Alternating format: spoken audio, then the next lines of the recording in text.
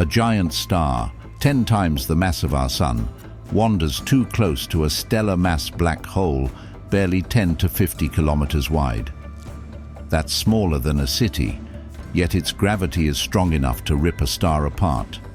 The star's plasma is torn into rivers of gas, whipped around the black hole at nearly half the speed of light. Friction ignites the debris, heating it to millions of degrees until it blazes brighter than 100 billion suns.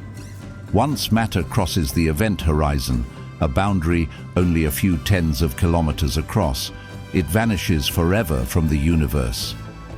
Their immense gravity bends light itself, producing gravitational lensing, a cosmic mirage where stars appear warped and duplicated around the void.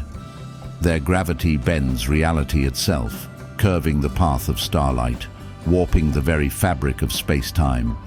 Active stellar black holes launch jets several light-years long, though some remain unseen, powered by magnetic chaos in spiraling matter. And so, just as at the beginning, a stellar mass black hole smaller than a city can erase a star millions of kilometers wide, rewriting the fate of galaxies.